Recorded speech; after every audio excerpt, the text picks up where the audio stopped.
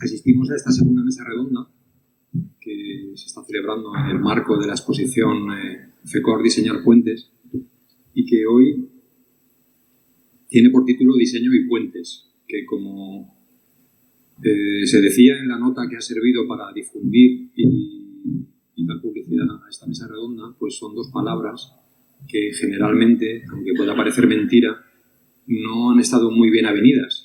Y no por las palabras en sí mismas, sino por, yo creo, por responsabilidad de los profesionales de ambas profesiones, de los diseñadores y de los ingenieros. Los ingenieros, creo que en primer lugar, por lo menos antes, al menos desde que yo tengo conocimiento, o al menos he tenido conocimiento mediante lecturas antes de que yo naciera, desde luego, porque cuando se asociaba la palabra diseño a un puente, siempre implicaba algo como frívolo, ¿no? O sea, como que le restaba rigor a ese hecho tan serio y tan, indudablemente, tan cargado de responsabilidad como lo es diseñar o proyectar un puente. Tenía como poca sustancia, o sea, decir que uno diseñaba un puente, a pesar de que los legos en la materia, mis hijos, sin más o menos, ¿no? O sea, vamos por la carretera, ven un puente bonito y dicen, uy, papá, qué puente, qué diseño más bonito. Pero, como digo, eso pertenece al ámbito de los no profesionales en ambas materias. Creo que también los diseñadores, por su parte, lo veían a los puentes como algo ajeno a su mundo, ¿no? O sea, quizá en parte por la escala, porque es un objeto de que desde luego está en un orden de escala muy diferente de lo que habitualmente se asocia con el diseño, es el diseño gráfico, la tipografía, diseño industrial, diseño textil. Y eso ha hecho que, como digo, ¿no? que unir esas dos palabras no haya sido una tarea fácil.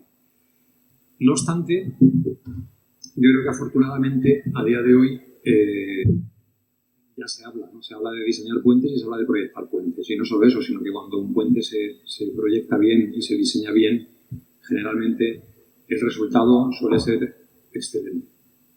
Eso es así. Para cualquiera con paladar, eso es así. Entonces, de todo ello y de más cosas vamos a hablar hoy con una mesa que está formada no es casual, ¿no? O sea, por diseñadores, por ingenieros y por una arquitecta que no es que la hayamos llamado para que ponga paz, sino porque es también un punto, bueno, aparte de que los diseñadores que nos acompañan pues son arquitectos en un caso y casi arquitectos en otro. O sea que creo que está totalmente justificado que ellos aparezcan aquí. Es un elenco de primer orden y empezando por orden alfabético, pues en primer lugar nos acompaña Miguel Aguilón, cuyo currículum es estratosférico y que yo creo que si tuviésemos que repasarlo en profundidad, pues nos daría para la hora y media que hemos previsto para esta mesa redonda, con lo cual voy a quedarme con algunas pinceladas. Lo principal, yo creo que lo más relevante para esta mesa es que es catedrático emérito de la Universidad Politécnica de Madrid en Historia, Arte y Estética de la Ingeniería Civil, que es director de Planificación Estratégica del Grupo ACS, en el que desde hace ya muchos años, de forma sistemática, cada Navidad, edita y publica un libro que sin duda ha dado lugar a un corpus documental en lo que se refiere a la ingeniería civil, que a día de hoy es probablemente, como digo, el corpus documental más importante de ingeniería civil que tenemos desde luego en castellano y probablemente en inglés también. Y que también, y es relevante para lo que nos ocupa, tengo que decir además que esos libros los diseña y maqueta Roberto Turegano, que después presentaré.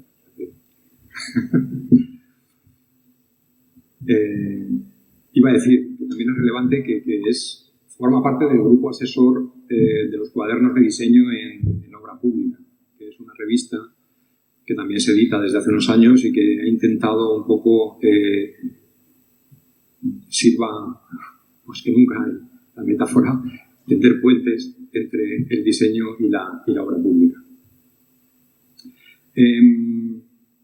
Nos acompaña Inmaculada Maluenda, que es doctora arquitecta y profesora de la Universidad Complutense de Madrid, crítica especializada de las revistas y los suplementos culturales más importantes que hay en España, el croquis del cultural, comisaria de exposiciones de la máxima importancia, como por ejemplo los pabellones de España en la Bienal de Arquitectura de Venecia, escritora que tiene en prensa este año 2020 un libro que se llama Obras de no ficción, de Puente Editores, que espero se publique próximamente.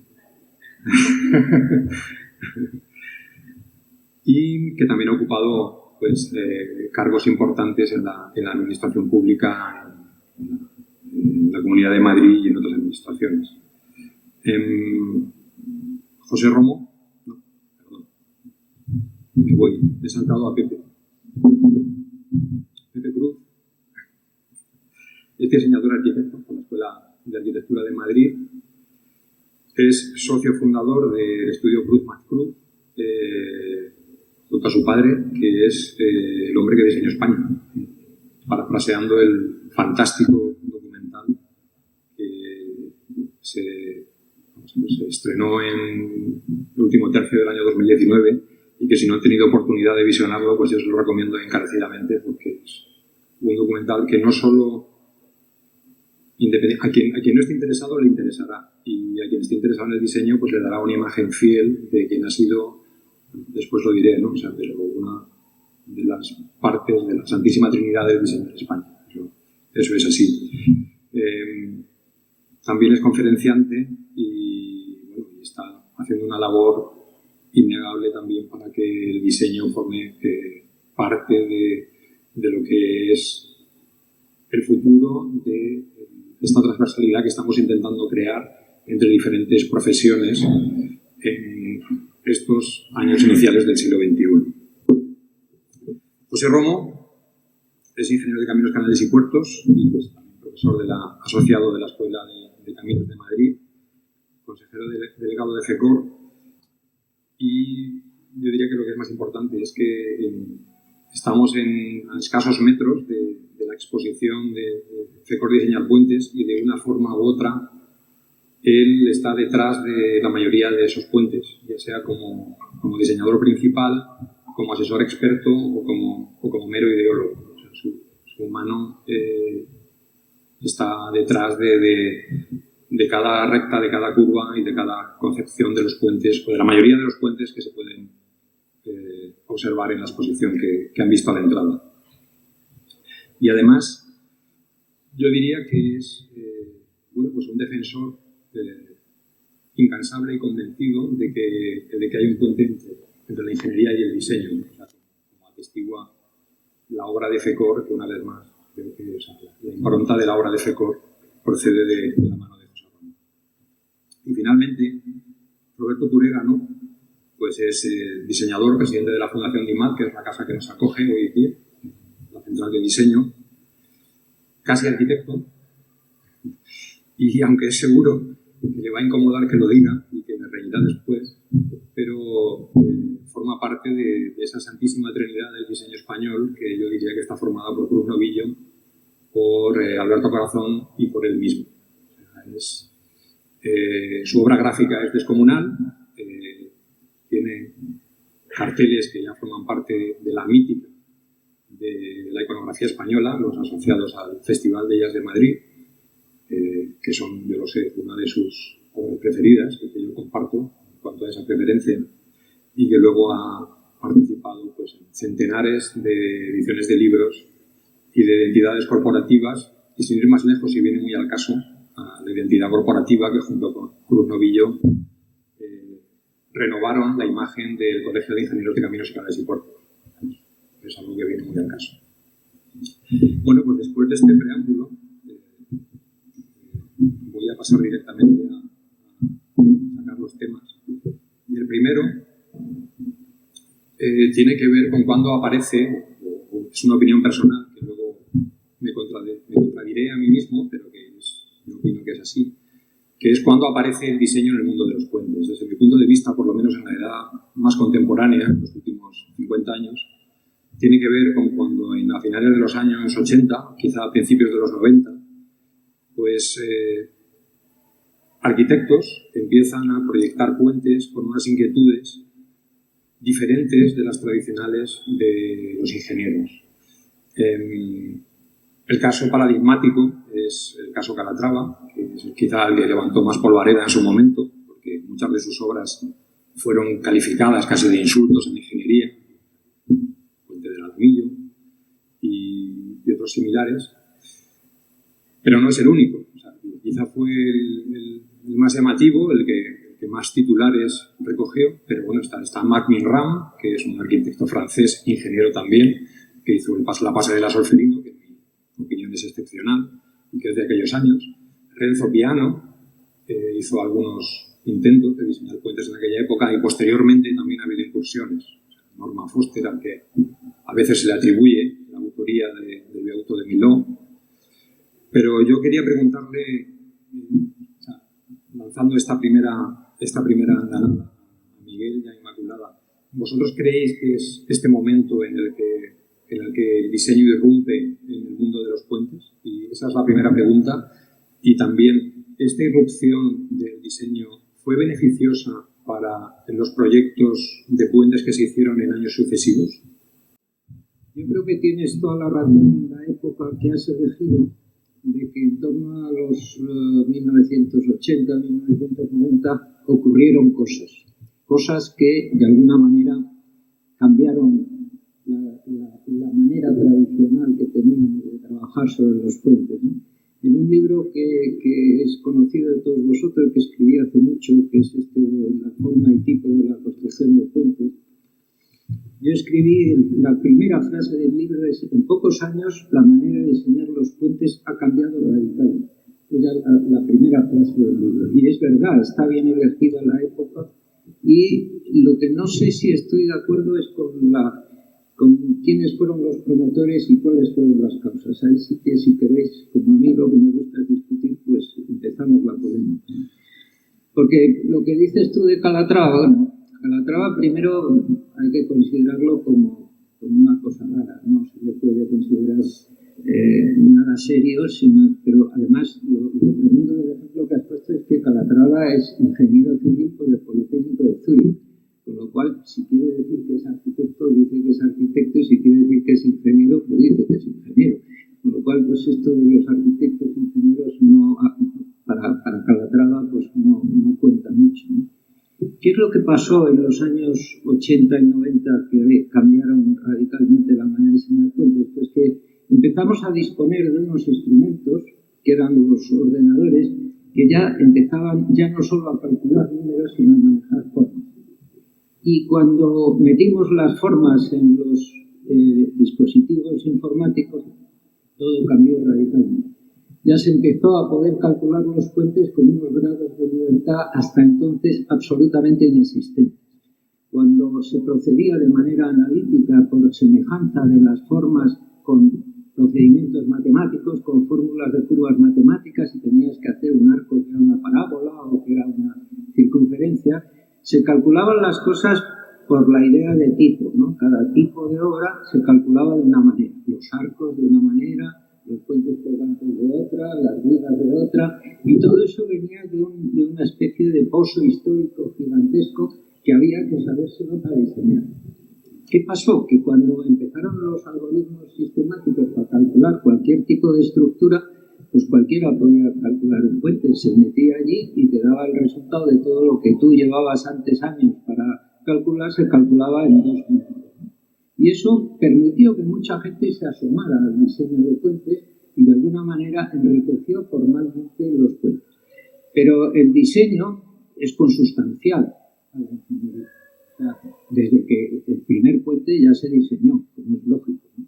Y si vemos, por ejemplo, un puente romano bien diseñado, pequeñito, como el puente que une la isla Tiberina con Roma, el puente, ¿cómo se llama?, el Fabricio, El puente Fabricio, pues que tiene esos dos arcos y el del medio es un pequeñito, el de la pila central, aligerada con ese arquillo de aligeramiento, es un prodigio de diseño y es un legado que los romanos nos dejaron y que durante toda la historia se ha seguido utilizando, haciendo eso como un legado de diseño, porque no hay cálculo, no hay funcionalidad, es puro diseño.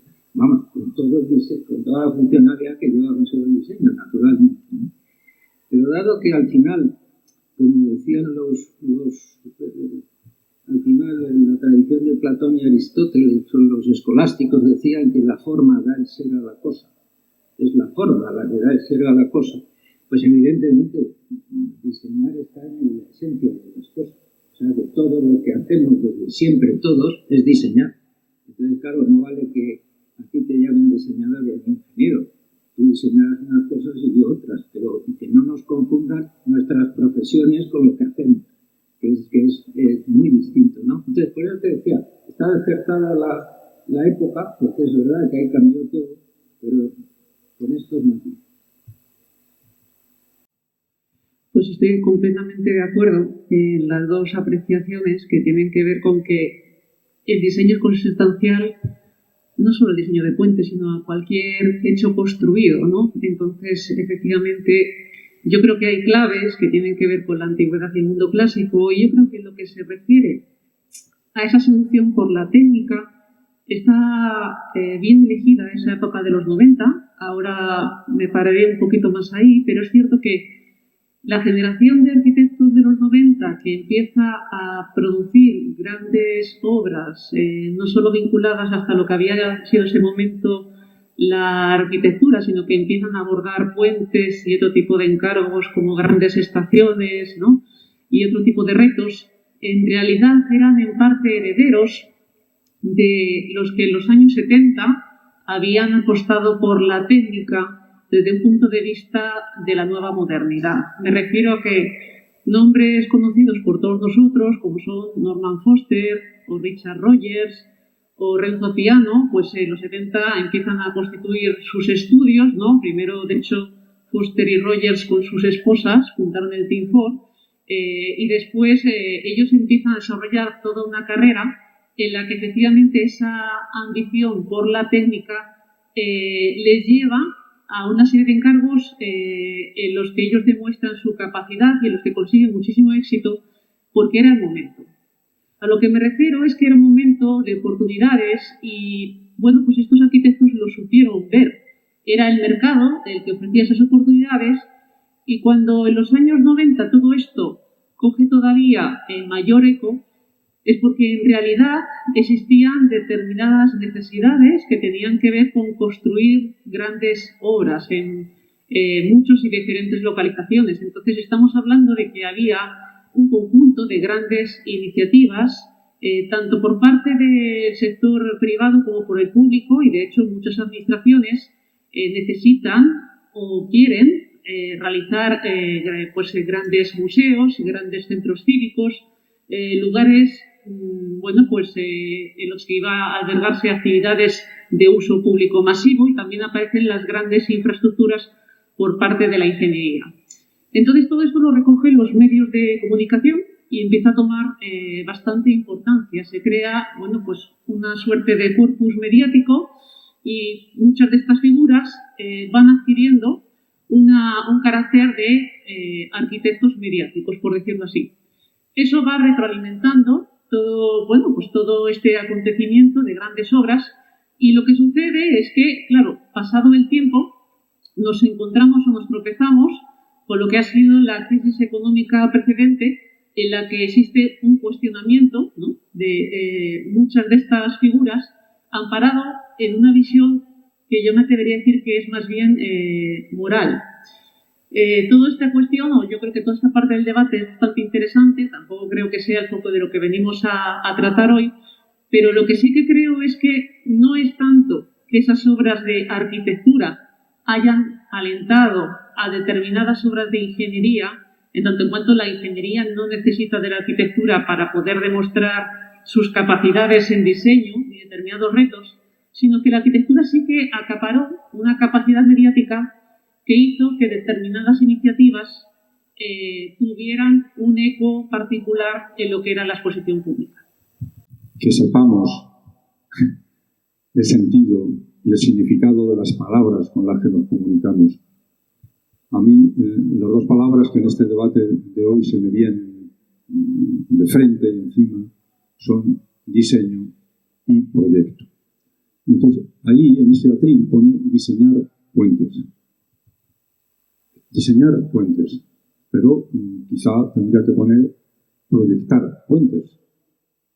Proyecto y diseño es un debate para mí complicadito, porque yo vengo de un ámbito que está más cerca del diseño, si quieres. Pero es la palabra proyecto la que me interesa. Me interesa fundamentalmente en este momento y en estos temas, es la palabra proyecto. Es la que hace que vaya remando en la misma dirección todo el trabajo de todos los técnicos, no quiero meter la palabra artista, pero bueno, todos que estén trabajando sobre el espacio, sobre la creación y sobre todas estas cuestiones. Por tanto, creo que es interesante que reflexionemos un poco más sobre estas dos cuestiones que yo recuerdo en mis años de comienzo de estudiante en la Escuela de Arquitectura. Mira, no ha venido Luis Fernández Gallano, pero fue uno de mis profesores. Y este tema del proyecto y del diseño para mí fue siempre una especie de conflicto contradictorio y tal. Y yo ahora mismo tengo otra visión y otra mirada. Creo que las dos cosas trabajan, si lo hacen bien, en la misma dirección, que es mejorar las condiciones de vida de las personas. En el proceso de diseño, proyecto de un puente, siempre se da una serie de fases, ¿no? O sea, está la fase conceptual, en la que el diseñador o el proyectista concibe intelectualmente cómo quiere que sea ese objeto que es el puente. Luego aparece, independientemente de las fases contractuales que existan, ¿no? Pero existe una aproximación inicial a la solución, una especie de anteproyecto, que generalmente tiene una serie de iteraciones, generalmente muchas. Una vez que se ha alcanzado esa aproximación a la solución, que ya parece ser definitiva, hay una fase de diseño básico, o ingeniería básica, y finalmente de ingeniería o diseño de detalle. Eso estamos hablando de lo que sería un proyecto clásico de ingeniería. Vosotros, como proyectistas, la aproximación, sea en el diseño gráfico, sea en el diseño de identidad, ¿podríais identificar un proceso con el vuestro, con el de vuestro trabajo, este proceso? Yo creo que es muy interesante lo que planteas, porque además veo muchas analogías tanto en el campo del diseño como de la arquitectura, como creo de la ingeniería.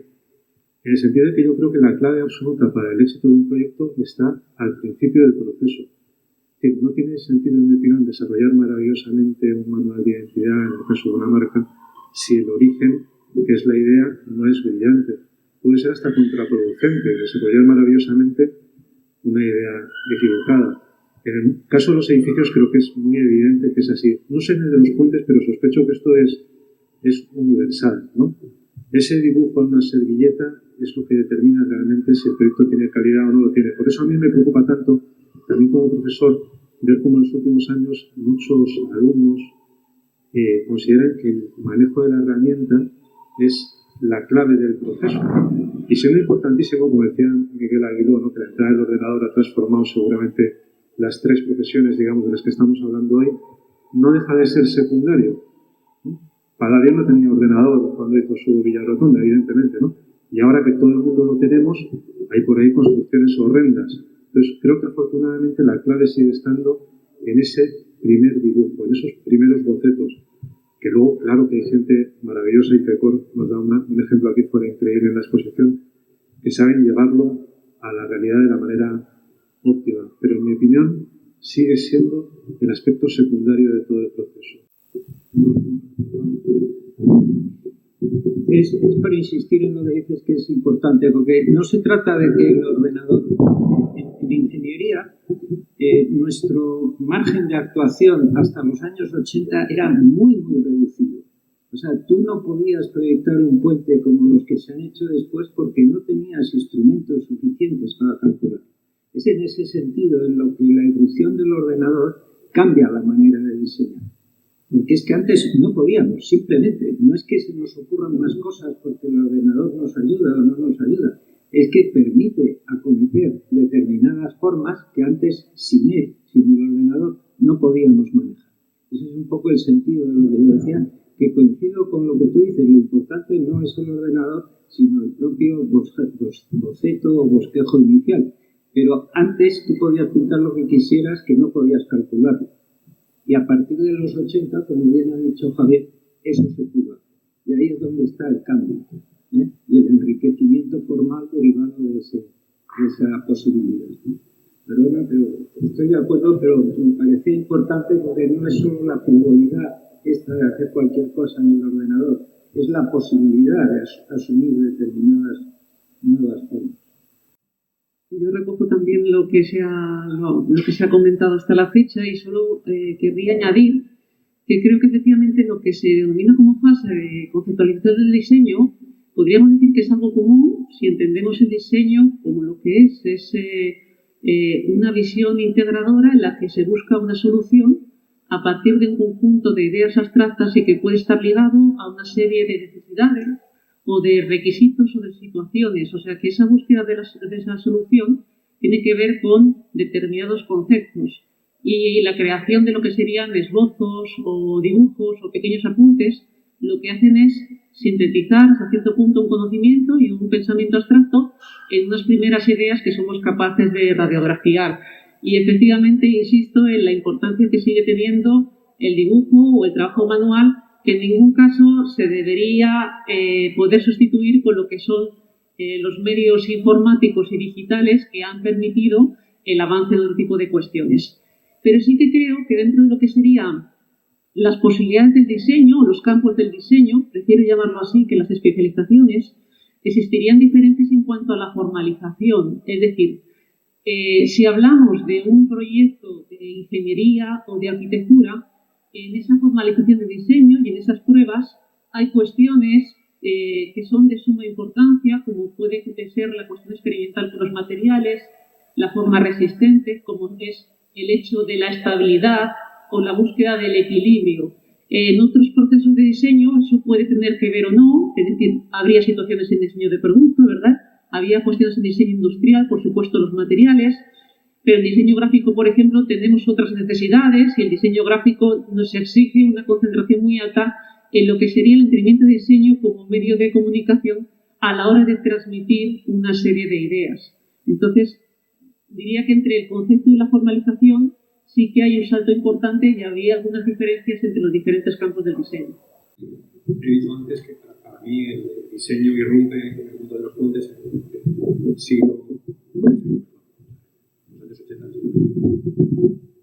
Pero mi pregunta es si nos fijamos en puentes sin duda importantísimos y que ocupan parte de la iconografía de todos los tipos, cinematográfica, cultural, social.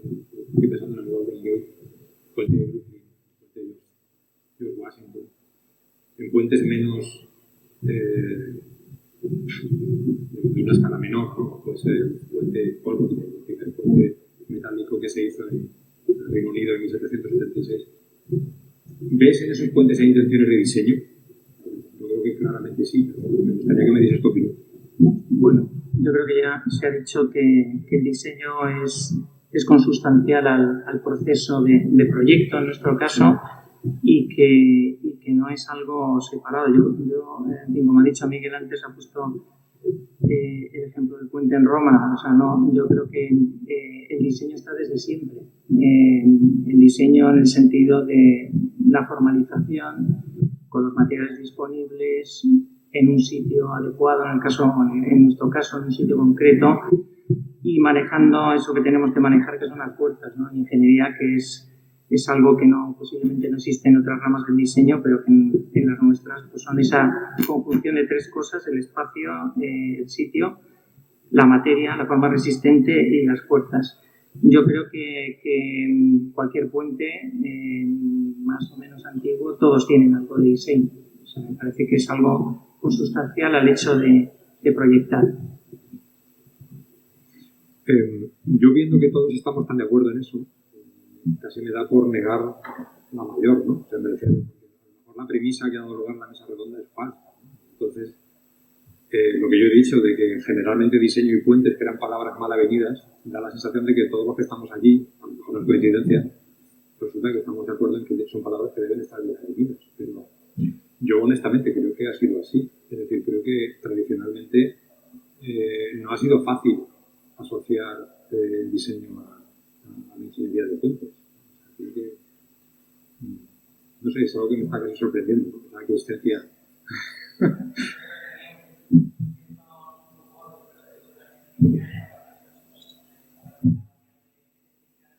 De plástica, de la plasticidad de nuestras obras, yo creo que los ingenieros pues hemos tenido rubor un poco en hablar de ello, pero es evidente que ahí está y que las obras no son automáticas ni responden a un cálculo, sino que responden también a un sentimiento, una forma de proyectar de cada uno. O sea, que dentro de esto me viene muy bien para una pregunta, una cuestión que iba a sacar y que tiene que ver con.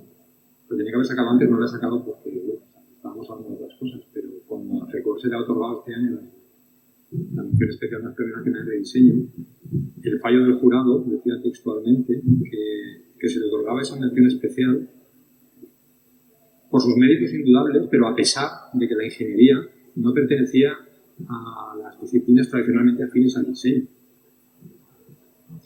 Y eso lo decía un jurado de los Premios Nacionales de Diseño. Evidentemente estuvimos muy felices de que nos otorgasen esa mención, pero no es un disparate eso. Y además espero que haya servido para corregirlo para siempre. O sea, no se volverá a producir semejante situación a partir de ahora. El proyecto está, en el caso de las obras de ingeniería, está en el centro y en la clave de todo el proceso. O sea, yo insisto, estoy muy pesado y tal, pero es que para mí la obsesión en este momento es llamar a las cosas por su nombre. Yo quiero que esto se incluya dentro de lo que llamamos las disciplinas del proyecto, o sea, la escultura, y ahí está incluido. Igual que la arquitectura, igual que la ingeniería, igual que todo. No hay ya ninguna diferencia en eso. Creo. No debe haberla, vamos.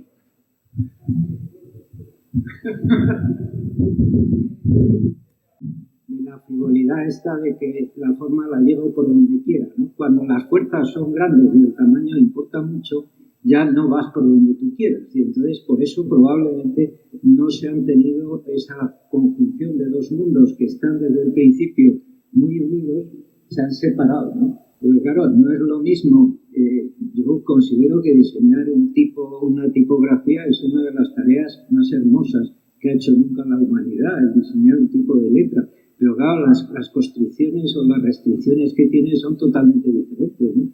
Entonces, claro, pero la ventaja del diseño es que es un término tan polisémico como el de los puentes. Porque un puente sirve para hacer una cuestión de micras en un circuito eléctrico, una cuestión de 1 centímetro en la dentadura para salvar un hueco de no sé qué, una cuestión de un puente de 100 metros para no sé dónde, o un puente de 1,5 kilómetros para salvar el estrecho no sé cuántos. Entonces, esa polisemia de la idea básica de un obstáculo y dos puntos que entre ellos hay que salvar un obstáculo, que es lo que está en la base del puente, es tan polisémico como lo que está en la base del diseño, que es otorgar la forma. Entonces, claro, ¿cómo no se van a maridar dos términos tan polisémicos? Pues no tienen otro remedio. O sea, están condenados a entenderse, por definición, ¿no? Ahora, que el jurado haya hecho lo que haya hecho, pues ya le reprenderás tú, que para eso estás, ¿no? A mí sí me gustaría aportar que creo que esta cuestión planteada es bastante importante porque existe cierta confusión y de hecho surge de forma bastante frecuente entre lo que es el conocimiento, lo que es la formación y lo que son las profesiones y las especializaciones. Todo esto son cosas distintas y entonces lo que probablemente haya sucedido en este premio de diseño, como sucede en otros, es que se está aludiendo al diseño a lo mejor solo en esos focos y entonces surge esta confusión que a todos nos rechina hasta cierto punto porque es del todo incoherente. Por parte de los organizadores seguro que había muy buenas intenciones, pero es verdad que la expresión en lo que era el acta del jurado pues da que pensar. Yo lo que creo es que tenemos una limitación cultural y probablemente pues no me gusta ser excesivamente crítica con lo que sería el marco español porque hemos avanzado y hemos avanzado mucho y se están haciendo muchos esfuerzos respecto al diseño, pero es verdad que bueno, pues no nos podemos comparar a lugares como Dinamarca en los que el diseño forma parte de la educación secundaria y existe una visión mucho más integradora en lo que significa el diseño desde un punto de vista no solo productivo, sino socioeconómico, y eso pues los niños lo asimilan como muchas otras cuestiones y conocimientos. Aquí tenemos las cuestiones más parceladas, más limitadas, y ahora mismo pues lo que se entiende es que hay una cosa que es el diseño, que es una titulación, y hay unos diseñadores que son profesionales, pero no se está entendiendo el diseño como una disciplina integradora en muchísimos procesos creadores que no solo requieren formalizaciones, sino que muchas veces trabajan en cuestiones intangibles. Y creo que esto sí que es algo que se debería aclarar, porque me parece que es esencial el que no existan este tipo de equívocos respecto a lo que sería el diseño, que es una disciplina mucho más antigua y una situación que en realidad es una necesidad y una forma de hacer que es mucho más antigua que cualquier estudio como tal. Pero he encontrado el diseño porque me da que es algo que te pone inmediatamente en guardia, ¿no? O sea, insisto, me parece que la palabra clave de todo esto es proyecto. Con eso se despejan absolutamente todas las dudas, malos entendidos, etc. Y, desde luego, a los diseñadores la palabra proyecto nos encanta, porque refleja nuestro trabajo, todo, y no creo que haya ningún inconveniente en incluirla dentro de esa disciplina global que tiene en el proyecto su base de trabajo. Sean puentes o sean carteles. Vuelvo un poco a lo de antes, Roberto, pero entonces, o sea, la aproximación al proyecto, digamos, desde vuestra especialidad, sea cuando os enfrentáis a un encargo, un problema, es igual, es decir, concepto, aproximaciones sucesivas, solución preliminar. Exactamente igual. Es decir, es que no hay otro método, además, es que es exactamente igual. Eso es lo que defiendo, sea cual sea la disciplina. O sea, es la manera de llegar a las soluciones. Es un proceso de proyecto. Quizá ahí nos metemos en otros ámbitos, ¿no? Están las bellas artes, que es ahora lo que voy a ir directamente. Que hay creadores de otro tipo de cosas que decían que desde su punto de vista la obra parecía como un flash, ¿no? O sea,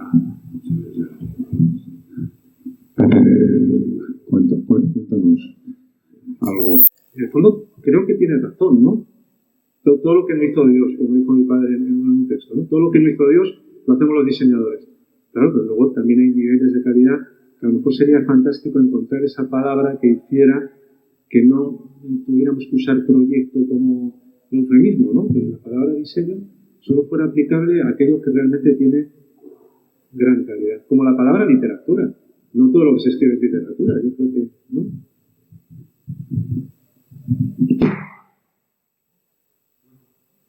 Voy a seguir un poco en esta línea, cambio ligeramente, ¿no? Y ahí me voy a un asunto que a mí me interesa mucho porque soy un auténtico fanático de esto, ¿no?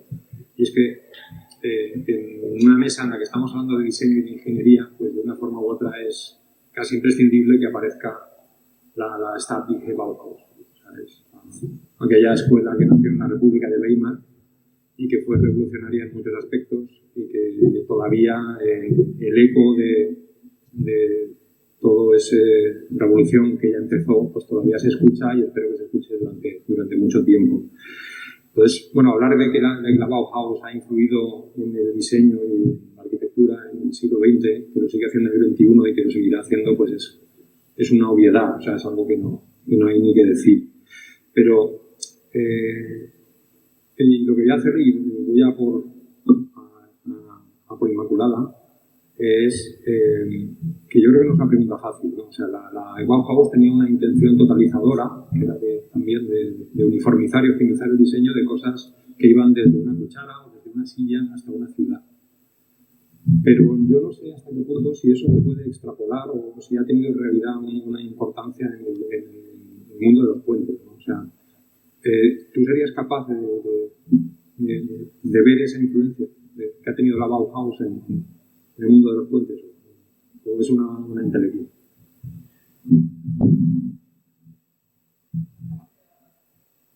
Ahora sí. Es una pregunta interesante, pero vamos a ver por dónde abordamos esto, porque no parece que la respuesta sea obvia. Vamos a ver, si hablamos de Bauhaus, o de qué estamos hablando cuando hablamos de Bauhaus, si hablamos de esa escuela que centraliza una serie de esfuerzos, tenemos que entender una cuestión que sí me parece justa o un poco más precisa desde el punto de vista histórico, y es que la Bauhaus consiguió lograr un gran eco de lo que hicieron por diversas razones, y evidentemente fue porque consiguieron concentrar a un conjunto de creadores, de artistas, de diseñadores y de inventores, por qué no decirlo, que estaban, por una parte, tanto muy interesados por preservar una faceta artesanal, como por otra parte aprovechar la tecnología hasta sus últimas consecuencias y pasarse un poco del lado de la investigación y testar todo aquello para poner en marcha el mercado. Entonces, en realidad es una visión hasta cierto punto revolucionaria, y lo que hay que entender es no solo lo que sucede con Weimar, sino que esa Bauhaus evidentemente termina diseminando a muchos de esos autores, porque muchos terminan exiliados en los Estados Unidos, donde además tuvieron muchísimo éxito y muchísimo recorrido. ¿Qué es lo que sucede? Que lo que no debemos limitar es la visión de la máquina y la Bauhaus, en el sentido de que esa relación la podemos entender de forma metonímica, pero que había muchas otras corrientes durante esas décadas que también coincidían en ese posicionamiento y que también trabajaban en esa dirección. Y desde luego la nueva objetividad, personajes, por ejemplo, Dwicker desde Holanda, o el propio constructivismo ruso, fueron corrientes que también apostaron por la máquina como modelo utópico de pensamiento, y que en sus construcciones y en sus realizaciones, es decir, era tanto la filosofía como la forma de hacer, como lo que ellos lograban hacer, también llegaron a posicionamientos radicales en los que la presencia de ese ideal de la máquina estaba entre sus planteamientos. Entonces, esto, primero por aclarar lo que es la importancia de la Bauhaus dentro de lo que es un determinado fenómeno histórico. Sobre la importancia que haya podido tener el diseño de puentes, yo diría que no la veo de una forma directa. Lo que sí que me parece quizás más interesante, es pensar que en las primeras obras de la modernidad existió una convivencia entre arquitectos e ingenieros que a veces pues no estaba integrada, o por hablar todavía más claro, funcionaba con cierta falta de sintonía, o se entendían como actuaciones independientes. Como por ejemplo casos, yo creo que conocidos por todos nosotros, ¿no? La estación de St. Pancras de Londres, o cualquiera de las grandes obras o intervenciones decimonónicas de ingeniería de este tipo. Podemos discriminar lo que es la actuación de ingeniería, y podemos observar cómo se llegan a situaciones espléndidas en lo que supone sacar el máximo partido, por ejemplo, a las estructuras metálicas en ese momento y sacarles la máxima capacidad. Pero luego aparece efectivamente el trabajo, la aportación del arquitecto, que es algo totalmente disociado y que simplemente se limita, pues a lo que sería el aparataje de la entrada o la puerta o del recinto, ¿no? O cierta aportación más de corte monumental que no convivía con la otra faceta. Sin embargo, cuando llega el movimiento moderno, sí que empiezan a engrasarse un poco más estas cuestiones. Y de hecho, incluso teóricos muy relevantes, se me ocurre el caso de Sigurd Gideon, con espacio, tiempo y arquitectura. Al final pone desde luego al mismo nivel, tanto a Robert Maillard como a lo que serían las obras de Le Corbusier. O si hablamos, por ejemplo, de hacer una arquitectura, pues ahí el propio Le Corbusier es el que se sirve de los hangares de Jean Freyssinet, incluso también utiliza construcciones más populares, como eran esos silos extraordinarios del medio oeste americano, y con todo eso construyen un relato sobre lo que sería una nueva aproximación a la arquitectura y una nueva forma de ver las Y ahí aparece, lo interesante es que aparece una nueva mirada. Aparece una nueva mirada sobre los arquitectos, aparecen nuevos intereses a través de la observación de la ingeniería y determinadas obras singulares.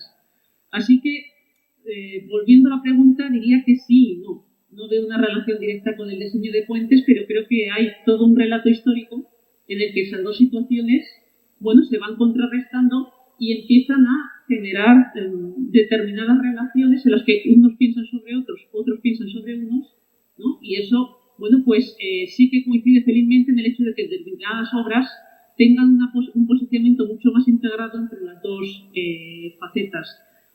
Hemos hablado antes de Weimar y lo vamos a contar ahora tú y yo en público, que tiene que ver con nuestro momento actual. Pero empezando por lo serio, en un momento dado los teóricos de lo que luego se llamó el movimiento moderno utilizaron el ejemplo de la ingeniería para desatascar el callejón sin salida de una arquitectura historicista que no hacía más que recrear los estilos antiguos. Y los textos de los críticos más influyentes de ese movimiento moderno extrajeron las características de la ingeniería que más le interesaban para poner esa distancia de la arquitectura antigua con la nueva. O sea que de alguna manera los Gideon y todos estos utilizaron la ingeniería como ejemplo para que los arquitectos se convencieran de que había que dejar ¿Qué es lo que pasó en todo ese proceso? Que lo has contado tú muy bien. Pues que claro, que ninguno sabía mucho de lo que hacían los otros. Por ejemplo, el libro de Gideon, que es un libro fantástico, Espacio, Tiempo y Arquitectura, que por cierto es muy tardío, se publicó en el 49. Pues bueno, habla de ingeniería. Es el primer libro de un crítico de arquitectura que habla de ingeniería, pero es curioso porque solo habla de dos grandes puentes y luego de los puentes de Mayar. Habla de Coalbrookdale, el primer puente de hierro, habla del puente de Sunderland, que es la primera estilización del hierro ya con unos criterios de diseño, y luego habla del Gadarí, al hilo de la Torre Eiffel y de los puentes de Mayar. ¿Por qué habla Gideon de los puentes de Mayar? Porque los dos son suizos, eran amigos, y Gideon había escrito un artículo de 20 páginas sobre los puentes de Mayar, y lo mete en ese libro. El artículo es de los años veintitantos, al hilo de empujar a Mayar, que estaban haciendo y que para que se le conociera, y cuando escribe el libro lo relaciona, lo pone ahí y lo publica, ¿no? O sea que ahí también es una ingeniería muy curiosa, porque claro, Mayar hacía unos puentes muy bonitos, pero eran unos puentecitos, una cosa mediática. Al lado del Golden Gate, que se había hecho 20 o 30 años antes, o al lado del otro y del otro, pues era una ingeniería del hormigón que empezaba entonces muy ridícula. Lo que pasa es que el hierro no les interesaba a los críticos porque les llevaba otra vez al historicismo, y como el hormigón era nuevo, se apoyó ahí para decir esto es lo bueno. ¿Qué pasó? Que los ingenieros, algunos ingenieros se quedaron atrapados en eso y se creyeron que el funcionalismo y la simplicidad de líneas y todo eso era la panacea y que solo se podía hacer eso. Y no se dieron cuenta de que estaban siendo utilizados para romper una tendencia que iba en sentido equivocado. Por lo cual se genera ahí un cruce de cosas muy atractivo. No he hecho más que lo de esta página, ¿sabes? No. Pero es importante. Mira, esto sí que no tiene fuerza. Esto es una falta de vitalidad, estos micrófonos. Tremendo.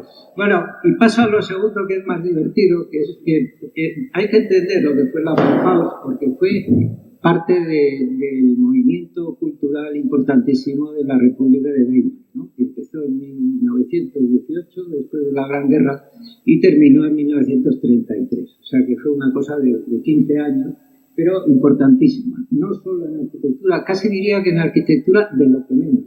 Pero en pensamiento crítico, en filosofía y en miles de cosas fue importantísima, ¿no? Por ejemplo, la escuela de Hamburgo con Avi Warburg, Panofsky y Cassirer y todos estos críticos de arte fantásticos, pues les pasó lo mismo. En el 33 Hitler les echó a todos, echó a los judíos y venga todos fuera, ¿no? Se fueron todos huyendo a América y engrandecieron a América porque todos ellos tenían muchas cosas que contar y ahí les dejaron, ¿no? ¿Y qué es? Es una reacción alegre frente al espanto de la guerra del 18, que fue una guerra durísima con miles de muertos que duró muchísimo, enfangados en una lucha de trincheras que ni se avanzaba, ni se iba, ni se venía, se mataban porque sí, hubo una cantidad de víctimas gigantescas. Y esto ha salido antes, que hablábamos antes de empezar este acto, de qué iba a pasar con la pandemia, ¿no? Que si esta pandemia, al salir de ella, que en algún momento saldremos, pues íbamos a salir con una especie de espíritu de corregir nuestros errores y excesos del pasado, íbamos a salir más austeros y tal. Yo creo que en absoluto, ¿no? Nos pasará lo que pasó en Weimar, ¿no? Que saldremos con una exuberancia total, enterrando en lo posible los horrores de la pandemia para no hablar de ellos, y volveremos a hacer pues todo lo que nos apetece, nos gusta y nos permite disfrutar, ¿no? Sin ningún tipo de dudas. No me creo que acabemos ni con el transporte público, ni con la densidad de Nueva York, nada.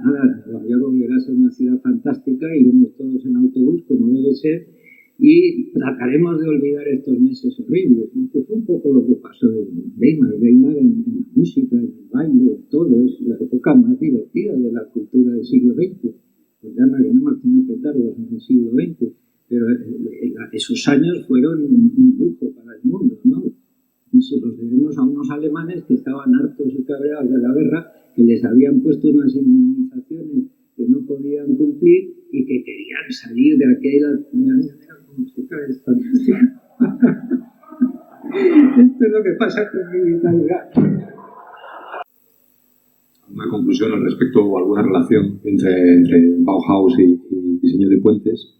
Había preparado una cuestión para Pepe Romo, que es lo que yo veía, ¿no? Que quizá podía tener una cierta relación, que es que quizá está un poco traído por los pelos, pero es así, y es que la Bauhaus era una escuela en la que también se le daba una importancia esencial a lo artesanal, a la producción de objetos, de lo que fuese, pero desde el punto de vista artesanal.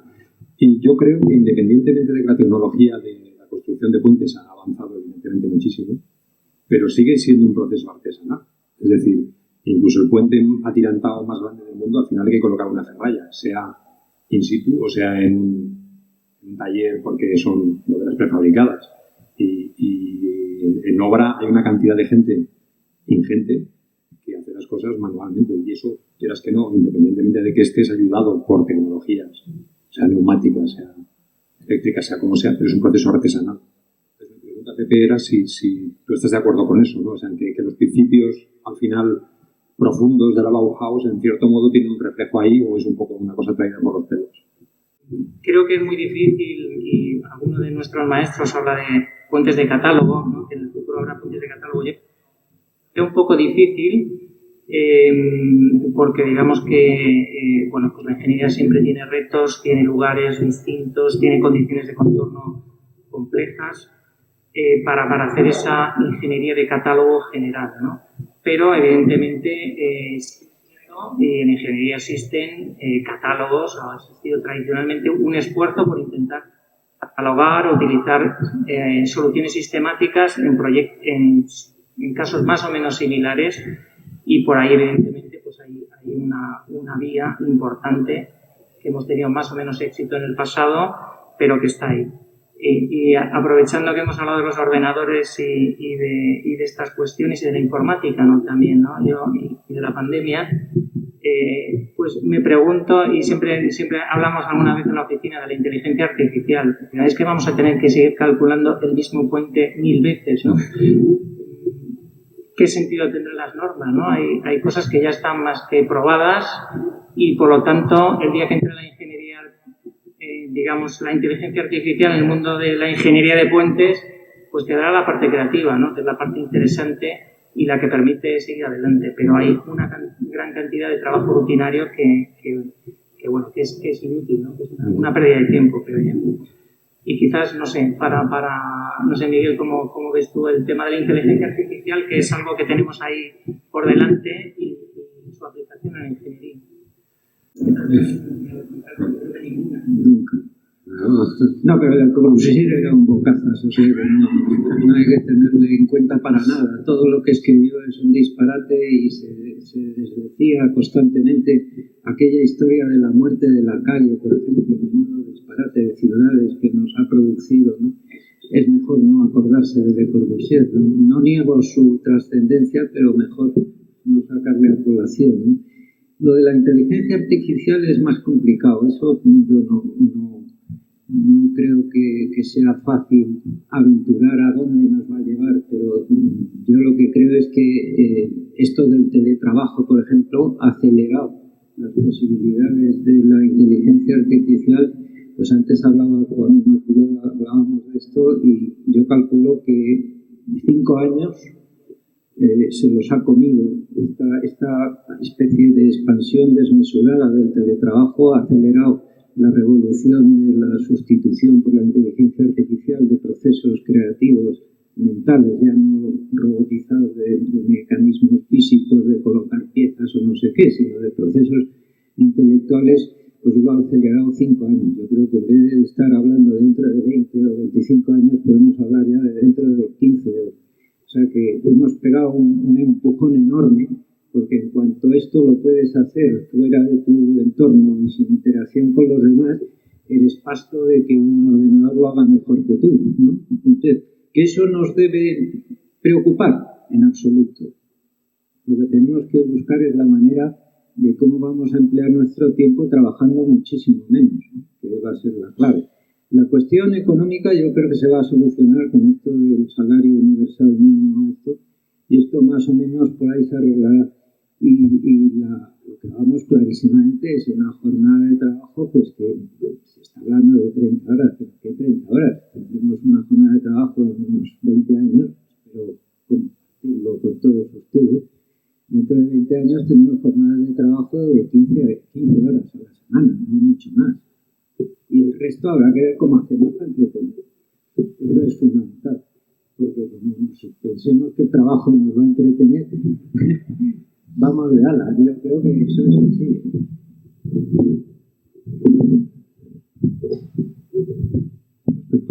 Respecto a la formación, Miguel, de los nuevos estudiantes, de los futuros ingenieros y tal, respecto a la formación, ¿hay alguna esperanza también para el futuro de ellos o también va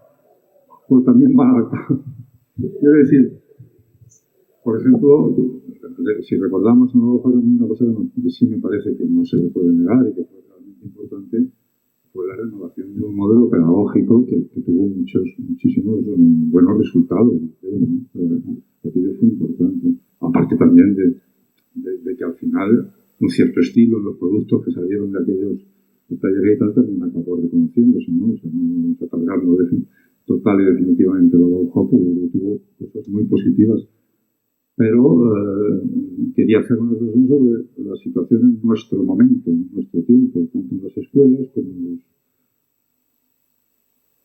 Yo no quiero entrar en la formación, pero creo que es muy importante y en esto quiero aprovechar para felicitar a Pécor y sobre todo a Pepe y a Roberto por haber traído aquí esta exposición, que situaciones como esta, exposiciones como esta, yo creo que ayudan muchísimo a entender de verdad por dónde debe ir la enseñanza, porque para calcular no necesitamos muchos profesores, se puede aprender de cualquier manera, ¿no? Y el ejemplo de lo bien hecho, de lo bien diseñado, de la finura que tienen esos diseños que están ahí delante, eso no es nada común.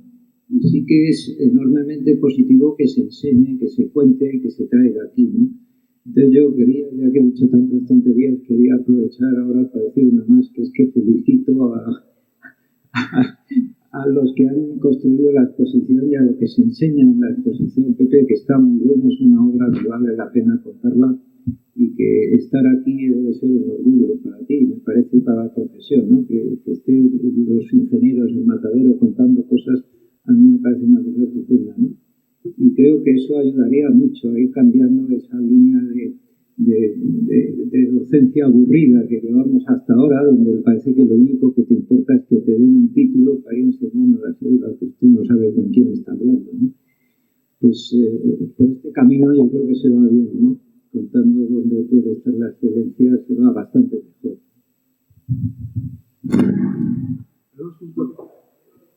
Lo que decías de los alumnos de la Escuela de Ingeniería, es que tengo la sospecha desde hace tiempo, me consta que pasa en arquitectura con compañeros, y me aseguro que está de acuerdo conmigo, y desde luego con alumnos, y creo que en ingeniería también, que son profesiones que tienen al diseño como un oficio menor.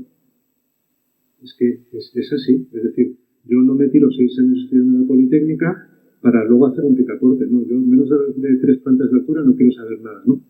Y yo creo que es una pena, y además es que la historia, digamos, nos demuestra, creo, que los grandes arquitectos del siglo XX, desde luego, pero yo creo que del XXI también, son y han sido muy buenos diseñadores. A mí casi lo que más me gusta de la obra de Mies van der Rohe es la silla de Barcelona. De verdad, creo que es realmente un hito de la historia del diseño, ¿no? Y podría decirlo de Le Corbusier, aunque a Miguel no le guste, o de Ombroma, o de Ray, de los grandes, Alvarado, que vamos haciendo el diseño de Alvarado, ¿no? Y creo que en el siglo XXI está pasando también. Entonces, creo que sería fenomenal que el grueso, digamos, de la profesión, tanto de arquitectura como de ingeniería, entendiera que al final, y esto es, vamos, empírico, los grandes premios se le dan a las obras que están mejor diseñadas. Vosotros no estáis haciendo esta maravillosa exposición por lo bien que calculáis los cables. Estaría bueno, ¿no? Afortunadamente estáis por otro motivo. Os han dado el Premio Nacional de Diseño por otro motivo, que es el único, insisto, que hace que las obras sean realmente relevantes, ¿no? Pero es un problema que no sé hasta qué punto tiene el rey. Me ha provocado Pepe, porque el tema de inteligencia artificial me pegó, porque a mí me interesa muchísimo también. Y la verdad es que tengo que decir que ahí soy bastante optimista para el género humano, es decir, como tú bien sabes, es una nota al margen de lo que estamos hablando, ¿no? Pero Alan Turing, que es uno de los pioneros y de los investigadores principales de la inteligencia artificial, pues creó el test de su nombre, el test de Turing,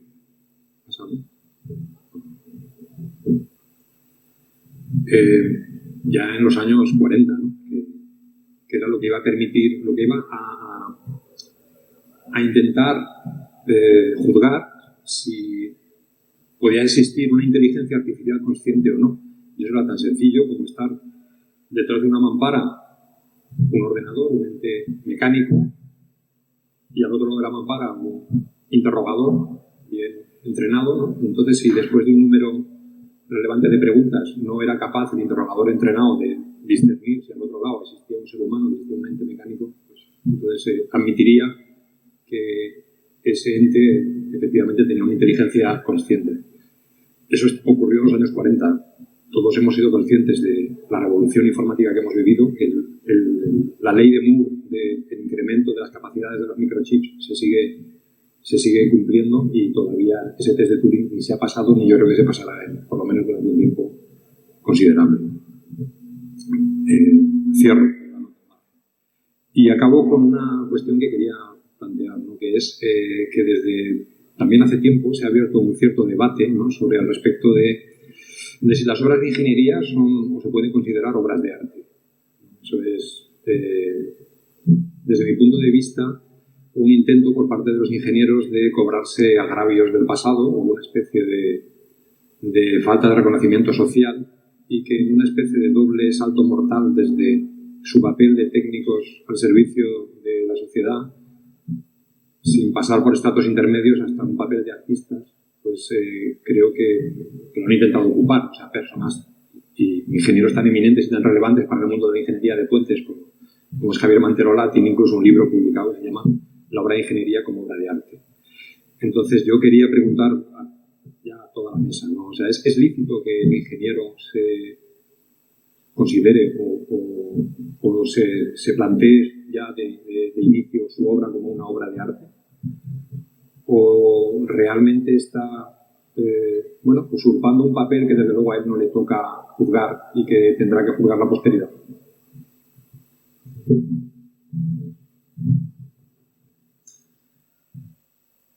Y otra pregunta, ¿no? O sea, ¿está en el mismo plano creativo un ingeniero que un escultor, o que un pintor, o que un arquitecto? Yo creo ha comentado antes, yo creo que estamos mucho más cerca de lo que se llama el mundo de diseño tradicional más que del mundo artístico. Nosotros tenemos, como ha dicho también Roberto, hablado de proyectos, tenemos un programa de necesidades de alguna forma que nos plantea el cliente, tenemos unos condicionantes físicos muy importantes, digamos, el fin del puente pues es conectar, ¿no? Dar servicio, el paso de una carretera. Evidentemente que las obras de ingeniería pueden tener un valor plástico, un valor artístico. Digamos, una parte técnica de una parte artística. Hemos partido de eso desde el principio y yo creo que no le veo el camino por esa dirección para explicar nada. La verdad es algo muy claro. Es decir, el proyecto, cuando hablamos de proyecto, el diseño no se puede separar de la técnica. Es imposible. Estamos hablando exactamente de lo mismo, de manejar las mismas herramientas y conducirlas en un sentido que tendrá, lógicamente, un final, llamémosle artístico, si queremos, pero no hay que separar las dos cuestiones. No sé si entiendo. Vamos a darle al botón nuevo. Es un tema interesantísimo, ¿eh? Es la pera lo que planteas, ¿no? La arquitectura, por ejemplo, que está más claro, es una de las artes clásicas, ¿no? Arquitectura, escultura, pintura. La mayoría de la arquitectura que es un arte, ¿no? La arquitectura es un arte y la mayoría de la arquitectura no es arte. O sea, si ya el debate empieza tan pronto, imagínate si vamos más pasos más allá, ¿no? Mi padre le traigo otra vez a colación porque es una frase que hice humorísticamente, pero creo que tiene su calado. Lo que viene a decir es que el diseño es un arte si lo hace un artista. Un puente es arte si lo hace un artista. Yo creo que es aplicable casi a cualquier disciplina, ¿no?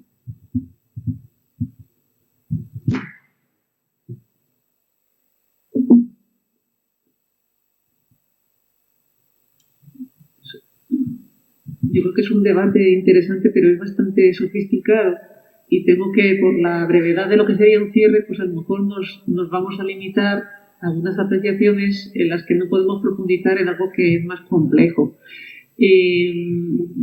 Claro, yo de alguna forma sí que coincido con el planteamiento que tiene Roberto Torregano en el sentido en el que hay muchas relaciones que creo que existen entre las cosas y creo que la separación brusca de límites, pues que en ocasiones no nos ayudan a aclararlos y que probablemente aquí la confusión provenga de un debate terminológico. Entonces, yo de repente me formo en arquitectura, pero resulta que doy clase en una facultad de Bellas Artes y que de alguna forma pues soy profesora en diseño. Entonces, o realmente soy un monstruo de tres cabezas, o es que a lo mejor hay una situación de vasos comunicantes entre todas estas tres cuestiones y, bueno, pues yo he logrado cierto equilibrio y sacarle cierto partido. Sí que creo que, claro, si hablamos del debate de qué es arte o qué no es arte, si la escultura o la ingeniería y tal, pues ahí nos vamos a enredar y probablemente no saquemos nada en claro, pero creo que lo que diferencia un tipo de actuaciones o no es la necesidad de dar soluciones y servicio o no hacerlo. Es decir, en el campo de la creación, pues hay una serie de acciones que simplemente buscan provocar a las personas, al público, a los que somos audiencia, una recepción que tiene que ver con lo que nosotros pensamos, provoca una reacción, abre una reflexión, y ahí las artes, en principio, no presuponen las artes en ese sentido canónico, pues no tienen impuesta una utilidad y un servicio, ¿no?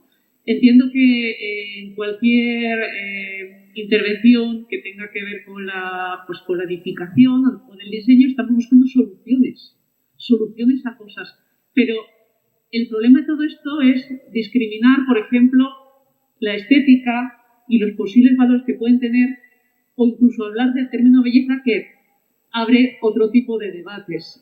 Yo creo que lo importante ahora mismo sería destacar las cuestiones que exigen servicio y que exigen soluciones de otras que efectivamente tienen esa libertad de lo artístico porque solo buscan esa reacción y esa creación en lo que supone la interacción con los demás y lo que supone una nueva interpretación de la realidad o abrir puertas. Sí, o sea, a mí me ha parecido, aquí sea moderador de mi opinión, ¿no? O sea, para mí me parece muy importante lo que ha dicho Pepe Cruz al respecto de la frase de su padre. O sea, yo que planteé esa pregunta rápidamente me respondí a mí mismo, sí, o sea, un ingeniero está en el mismo plano creativo que un escultor o que un pintor, porque ni toda la pintura es obra de arte, ni todas las esculturas son obras de arte. O sea, es así. O sea, yo creo que en el fondo la obra de arte la crea el artista. Y los artistas no lo son porque tengan un apellido en forma de profesión. O sea, eso es así. Miguel, perdona que te interrumpí. No, nada. Es que has mencionado un libro de Manterola, que más que un libro, un artículo. Y me ha recordado que es que ese artículo lo escribió Manterola pues recién nombrado académico de Bellas Artes. Y es fruto de un desentendimiento entre Javier y yo, porque me pidió que hiciéramos una exposición que se llamase así, con ese título de la ingeniería como obra de arte. Yo arrastré mucho los pies porque aquello no me gustaba nada, discutí muchísimo con él y al final se enfadó y me dijo, bueno, pues lo hago yo solo. Y sacó ese libro que yo siempre, cada vez que le veo, le digo, vaya libro que sacaste. Y entonces me ha recordado un poco esa historia que hay siempre de que hay gente que lo defiende, pues otro de mis grandes amigos, Julio Martínez Zafón, tiene una teoría peregrina que dice que la obra de ingeniería, cuando es muy buena, pues es casi una obra de arte. Y yo siempre he pensado, pero qué chorrada, ¿a qué necesitamos los ingenieros al arte para saber cuál es el criterio de lo que hacemos bien y mal? Yo no necesito que me referencien al arte, ni a la literatura, ni a la arquitectura, para saber si la obra que hace este señor está bien hecha o no está bien hecha. Yo lo sé muy bien. Otra cosa es que haya pocos que se dediquen a pensar en eso, y eso es verdad. Y hay muchos arquitectos que se dedican a pensar en lo bueno o malo de las obras de arquitectura, ¿no? Y ahí es donde está el fallo, y es que nos falta una teoría crítica de la obra de ingeniería, nos falta como el comercio, me he esforzado toda la vida, pero con muy poco éxito, porque aunque estos libros que os he enseñado se vendan mucho, pues somos 4 los que pensamos en esto, ¿no? Pero esa idea de que si eres un buen ingeniero es casi un arquitecto, a mí me lo dicen. Yo he dado clase en la Escuela de Arquitectura muchos años y me decían, tú es que deberías ser arquitecto, como diciendo, te voy a hacer un favor, te voy a llamar arquitecto porque eres tan buen ingeniero que te mereces el apodo, ¿no? Y digo, vaya, hombre, pues ¿será que no me apetece tanto? Yo estoy aquí porque tengo cosas que decir, no porque quiera parecerme a lo que tú dices. No tengo nada en contra de ellos, yo me llevo muy bien. Tengo 2 hermanos arquitectos, una hermana historiadora del arte, he dado clases en arquitectura, he convivido con los arquitectos toda mi vida y con los artistas. Pero sí me gusta que a los ingenieros nos llamen artistas, porque la palabra artista no tiene nada que ver con la obra del arte. Un artista es el que hace bien las cosas. Eso es. Este que está dibujando es un artista. Este es un artista haciendo tartas. Todo eso tiene la palabra artista sí que me parece más próxima, porque habla un poco del trabajo bien hecho, más que de la sublimación de la obra de algo como obra de arte, que es lo que Julio Martínez Zafón, yo siempre le digo, ni hablar, estás equivocado de arriba abajo. No necesitamos para nada que el maravilloso puente que este señor sea una obra de arte. Eso es una manera. Es un puente estupendo y le comparamos con otros puentes y entonces sale ganando porque es muy bueno y porque Pepe es muy bueno, pero estamos en nuestro mundo y estamos comparando cosas y criticando cosas por sus valores intrínsecos. Y eso de que porque lo hagamos muy bien pasamos a ser artistas y como si alcanzamos nos sublimamos en otro personaje, me parece una solemne tontería. Bueno, pues el debate de la mesa aquí me ha hecho mucha gracia lo que ha bueno, viene al pelo de una cosa, porque es lo que has dicho de que esos libros los leen 4 personas, pero me ha hecho mucha gracia. Yo estoy leyendo ahora casualmente las memorias de Pío Baroja y me ha hecho mucha gracia anoche. Estaba leyendo un párrafo y él decía que cuando él se tuvo que exiliar en París, que la gente, o sea, la gente en general, para no decir nombres, le echaba la culpa de los males que asolaban a España a la filosofía de Kant. Dice, cuando a Kant lo han leído en España 10 personas, lo han entendido 3. Sí.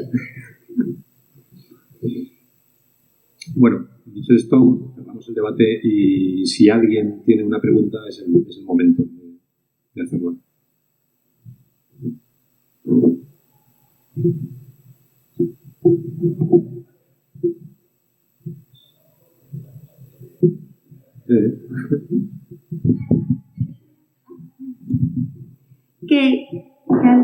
¿Qué consejo le daríais a una persona que ya ha terminado la carrera de ingeniero de caminos y quiere dedicarse a diseñar puentes? Porque habéis dicho que es difícil encontrar a alguno con esas cualidades, pero creo que también es difícil meterse en ese mundo laboral porque hay pocas empresas que se dediquen a eso.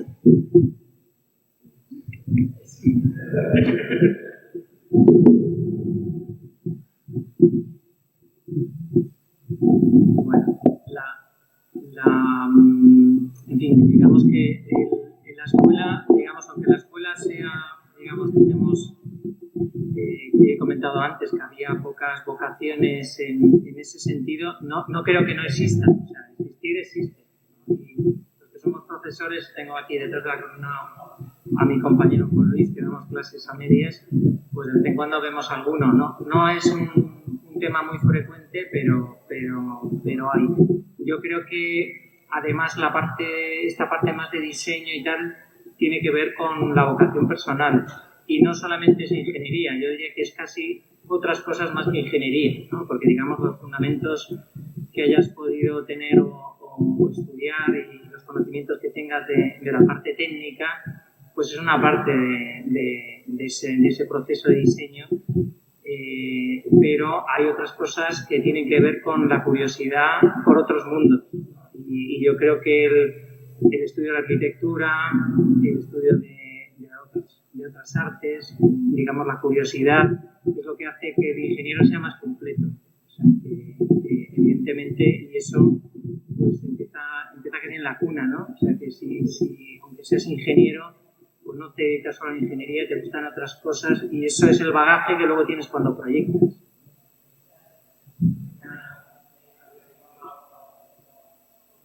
Que el proyectista pues tiene todo ese bagaje interno que puede ser la música, puede ser la arquitectura, puede ser el diseño gráfico, hay un montón de cosas, ¿no? Entonces esa formación pues es lo que te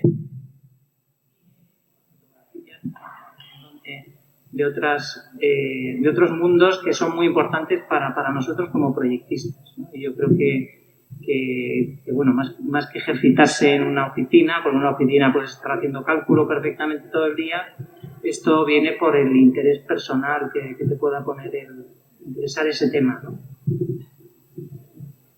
No sé si queréis decir algo más.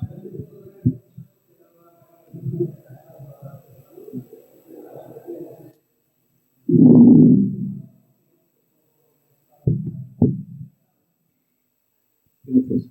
Y decía don Carlos que para hacer puentes hay que ver muchos puentes. Venlos, míralos, búscalos, entiéndelos, clasifícalos, entiéndelos, estúdialos, ponte a la rueda de los que salen.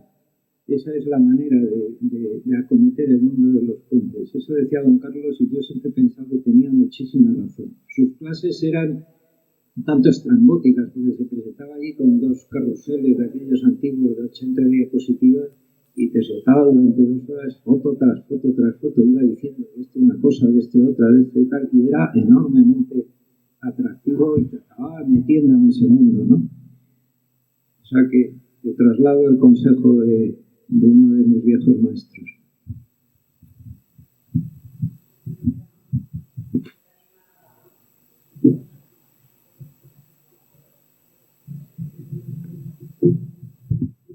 voy a animar a intervenir, a ver si te puedo ayudar y orientar.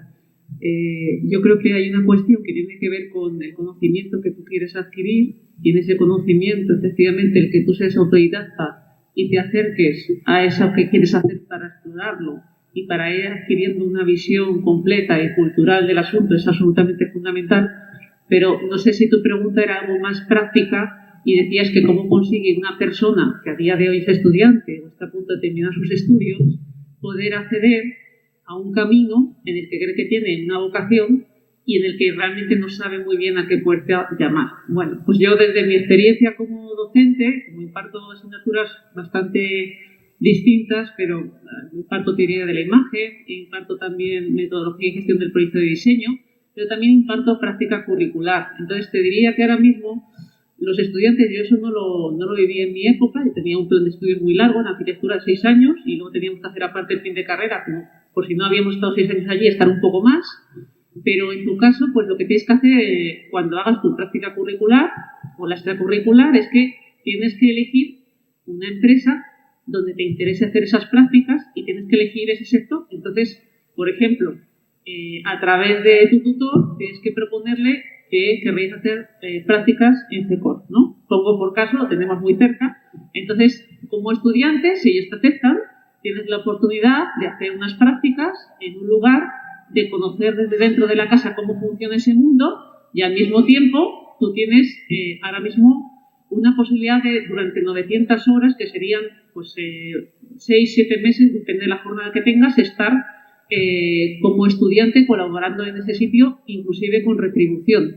Cuando uno pasa todo ese tiempo en un lugar, realmente si la relación es próspera, pues pueden surgir oportunidades laborales, pero yo creo que tienes esa oportunidad desde lo que sería tu posición ahora mismo como estudiante, y lo que tienes que hacer es llamar a esas puertas a través, por ejemplo, de las prácticas para que puedas pues conocer ese mundo desde dentro. Y estoy segura que la persona que insiste y que tiene interés lo termina consiguiendo. Arrímate a los buenos, dale a Pepe.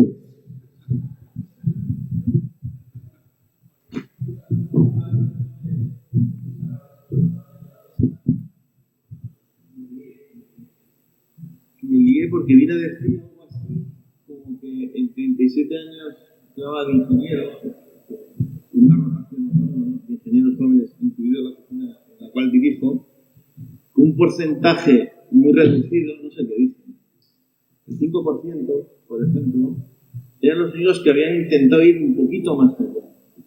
Te cuenta que en una ingeniería con una estructura, pues llega gente muy vocacional por las estructuras, pero que rápidamente se queda en esa zona de confort, no trae nadie, porque no tiene seguridad, no llegue, y es así. Entonces, ese es un salto que no es fácil dar. En general, no. Y no sé lo que me dirá Pepe, pero la experiencia es mucho. Es decir, que la experiencia es métete en la estructura, no cuentes colgando, que tengas que oportunidad de que estás ahí, siempre, en el cuerpo.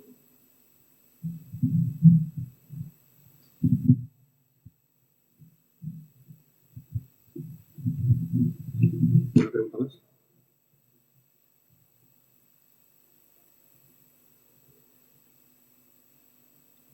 Pues si no hay ninguna pregunta más, damos por finalizada la mesa y volver a agradeceros la asistencia en estas circunstancias tan especiales y, por supuesto, a todos los participantes. Muchas gracias.